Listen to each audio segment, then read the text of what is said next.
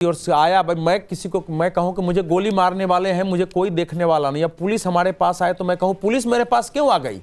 ये इस प्रकार पर वो कह रहे थे संजय सिंह ऑलरेडी पुलिस के पास गए हुए हैं। भाई केजरीवाल जी ने भी पोस्ट किया था, तो उनको तो स्वागत करना चाहिए कि आइए आइए दे, उसमें समस्या क्या थी? वो तो कोई पूछताछ करने थोड़े आई थी, वो तो बयान दर्ज कराने आई थी ना। इशू था जब अरविंद केजरीवाल जी ने आरोप लगाया कि 16 विधायकों को या उम्मीदवारों को खरीदने की कोशिश कर रही थी।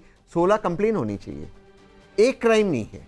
क्राइम चाहे करने वाला एक हो, उनका आरोप हो, लेकिन 16 अलग अलग क्राइम हो, 16 कंप्लेन गए। बातें सबके घर में थे, एक साथ करा था, फिर 16 करा था और एक ने कंप्लेंट करी। आप इस प्रकार से बोल देंगे और कोई आपसे पूछताछ। अभिषेक जी, क्या पंजाब में कोई रिजॉर्ट बुक हुआ है क्या?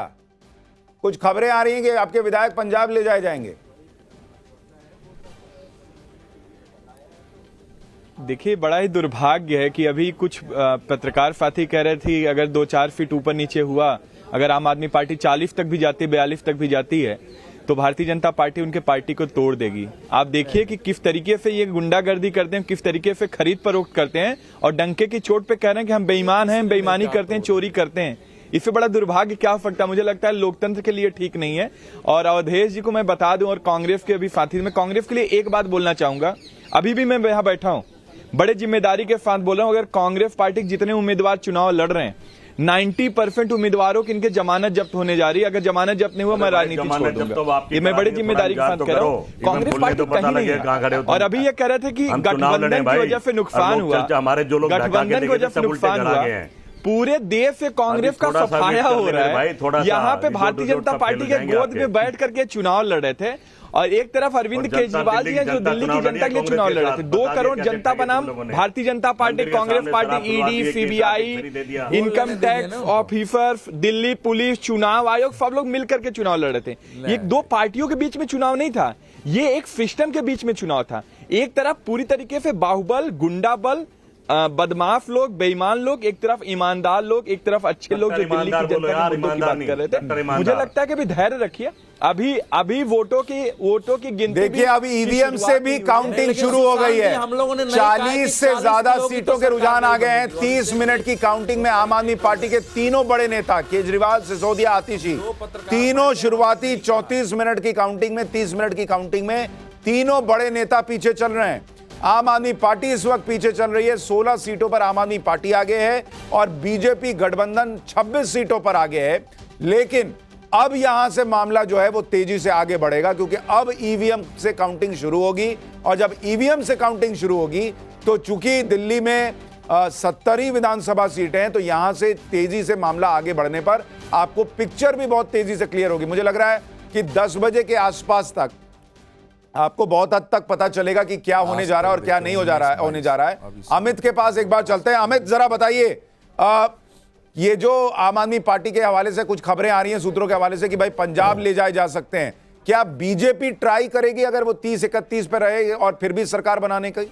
नहीं, देखिए, निश्चित तौर पर बीजेपी हो या फिर आम आदमी पार्टी, सबकी कोशिश होती सरकार बनाने की, लेकिन आम आदमी पार्टी में इस बात को लेकर कहीं ना कहीं इस चीज को एक जो आप कह सकते हैं कि दिमाग में इस बात को लेकर है, क्योंकि उनके भीतर की जो पार्टी है, अगर बाय चांस अरविंद केजरीवाल, जैसे मैं बार बार कह रहा हूं, अगर अरविंद केजरीवाल हार जाते हैं या जो 3 सीट की बात हो रही है, अगर बड़े नेता हारते हैं, तो फिर एक वहां पर एक नई लड़ाई शुरू हो सकती है कि भाई सीएम कौन होगा, कैसे होगा। तो और दूसरी बात की पार्टी के भीतर पिछले कुछ दिनों में कुछ विधायक, जो पुराने विधायक थे, वो टूटकर कांग्रेस बीजेपी में शामिल हुए, तो उनके भीतर इस बात को लेकर तो है ही कि अगर ऐसी सिचुएशन होती है तो पार्टी को कैसे एकजुट रखा जाए। और अल्टरनेटिव उनके पास पंजाब है, बगल है, तो वो जा सकते हैं, इसमें कोई बड़ी बात नहीं है। लेकिन सबसे बड़ी बात मैं बार बार बोल रहा हूं कि जो कांग्रेस है, अगर कांग्रेस थोड़ी मेहनत की होती, वो बिना मेहनत के नतीजे का इंतजार कर रही है। न राहुल ने ठीक से प्रचार किया, न प्रियंका गांधी ने प्रचार किया, और इसके बावजूद अगर इतने नंबर आ रहे हैं तो इसका मतलब है कि वो ये मान रहे हैं। तहसीन पूनावाला, मुझे ये बताइए कि अगर कांग्रेस पार्टी 0 या 1 पर रहती है और आम आदमी पार्टी की सरकार बन जाती है,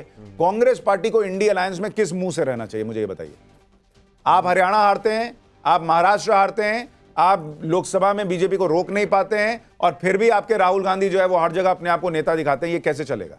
नहीं, बात इसमें राहुल गांधी जी की गलती नहीं है। मैं बता दूं, हरियाणा में गलती तो राहुल गांधी की कभी होती ही नहीं है। सुन लीजिए, मैं एक इंटरनल बात कह रहा हूं।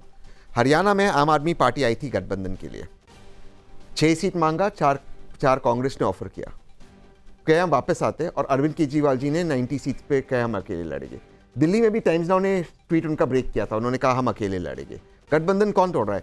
और महाराष्ट्र में हार की वजह, मैं कल जानता हूं संजय राउत जी थे राहुल जी के साथ, संजय राउत जी और शिवसेना के साथ कांग्रेस का लाइन, और जब तक ये गठबंधन कांग्रेस नहीं तोड़ेगी, जो हालत कांग्रेस की ओडिशा में हुई, उत्तर प्रदेश में हुई, वही हालत महाराष्ट्र में, जहां पे कांग्रेस का जन्म होने जा रहा है। शिवसेना कांग्रेस का सेक्युलर वोट ले रही है, शिवसेना का खुद का वोट चला गया है, खुद का वोट चला गया है, हिंदुत्व वोट गया है भाजपा के साथ, मराठी मानुस वोट गया है। लेकिन पर मैं ये कह रहा हूं कि हर अवधेश जी, हर कांग्रेस को हार्ड स्टैंड हर लेना होगा। काउंटिंग वाले दिन ये सारी चर्चा होती है और उसके बाद कांग्रेस वही करती है जो वो कर रही है। नहीं, आपने महाराष्ट्र चुनाव परिणाम के बाद देखा कि उद्धव ठाकरे जी का बयान कांग्रेस के विरुद्ध था, कि कांग्रेस के कारण ये रिजल्ट आया है, नेशनलिस्ट कांग्रेस पार्टी का था। उसके बाद उन दोनों ने मिलकर, दोनों ने अलग अलग देवेंद्र फडणवीस जी की प्रशंसा की। इसके बावजूद कल राहुल गांधी जी उनके साथ बैठे हुए थे। और मुझे बहुत बुरा लगा कि वो संजय राउत जी के साथ नहीं बुरा नहीं, इसे मुझे बोलना, क्यों बुरा लगा?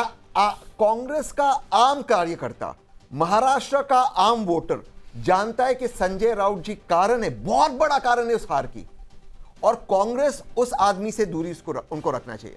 सर आप भले उद्धव जी के साथ बैठे, सर 2005 एक मिनट, फिर आप ये कैसे कहते हैं कि राहुल गांधी की गलती नहीं है? काहे बैठे राहुल गांधी? फिर तो गलती किसकी है? तहसीन पूनावाला जो लोग हैं, वो जो लोग हैं, वही लोग होते हैं। प्रेम कुमार जी, मैं ये कह रहा हूँ तहसीन जी से असहमति व्यक्त करते हुए, ये गठबंधन ही था जिस कारण से महाराष्ट्र में लोकसभा चुनाव में कांग्रेस पार्टी को 13 लोकसभा सीटें मिली, उनके कारण और किसके कारण? इंडिया गठबंधन के कारण मिली। इंडिया गठबंधन ने कॉन्स्टिट्यूशन के आधार पर जो एक नारा नैरेटिव खड़ा किया, उसकी जीत थी। आप इसको नकार देंगे और आप आज बैठ के कांग्रेस का गठबंधन के खिलाफ बोलेंगे। गठबंधन टूट जाएगा, बीजेपी मजबूत हो जाएगी। एक मिनट मुझे बताइए प्रेम कुमार जी, पहले तो ये तय कर लिया जाए कि 99 सीट कांग्रेस की आई, वो कांग्रेस की आई, राहुल गांधी के नेतृत्व में आई, या गठबंधन की वजह से आई? आप कह रहे हैं गठबंधन की वजह से 99 आई, वरना ये इस लायक भी नहीं थे। डेफिनेटली गठबंधन गठबंधन की वजह से आई, तो गठबंधन के कारण कांग्रेस डबल वही तो मैं कह रहा हूं, फिर राहुल गांधी की पॉलिटिक्स है कुछ क्या? राज्यों में तो गठबंधन की बदौलत आई है। अब उत्तर प्रदेश में कांग्रेस एक सीट देने की स्थिति जगदीश जी वो कह रहे हैं गठबंधन की वजह से कांग्रेस की सीटें आ रही हैं। देखिए, मेरा मानना तो एक कार्यकर्ता की हैसियत से गठबंधन की वजह से आज कांग्रेस की स्थिति ये हो गई है। गठबंधन, आप भाजपा ने जितने आरोप लगाए, मनमोहन सिंह बहुत ईमानदार प्रधानमंत्री थे, पर आरोप लगे, कोल दुनिया भर के घोटाले लगे जो नहीं निकले, पर कहीं ना कहीं गठबंधन के लोग गड़बड़ करते हैं। ठीक है, अभिषेक भाई मुझे ये बताइए, आम आदमी पार्टी क्या नतीजे जो भी आए, आज यहां से इसके बाद कांग्रेस के साथ कोई दोस्ती रखना चाहेगी, कोई गठबंधन करेगी? जैसी जैसी बातें कांग्रेस के नेताओं ने केजरीवाल और आम आदमी पार्टी के लिए बोली हैं, उसके बाद देखिए, मुझे नहीं लगता कि कांग्रेस पार्टी का अस्तित्व भी बचेगा ना, दिल्ली ही नहीं पूरे देश में पूरी तरीके से खत्म होने के कगार पे। कांग्रेस पार्टी अपने अस्तित्व की लड़ाई लड़ रही है। दिल्ली के अंदर आपने देखा कि दिल्ली भाजपा और दिल्ली कांग्रेस ये दोनों मिलकर के चुनाव लड़ रहे थे। ये अरविंद केजरीवाल जी के खिलाफ चुनाव लड़ रहे थे, दिल्ली की जनता के खिलाफ चुनाव लड़ रहे थे, दिल्ली के मुद्दों की जो राजनीति अरविंद केजरीवाल जी कर रहे थे उसका चुनाव लड़ रहे थे। तो मुझे नहीं लगता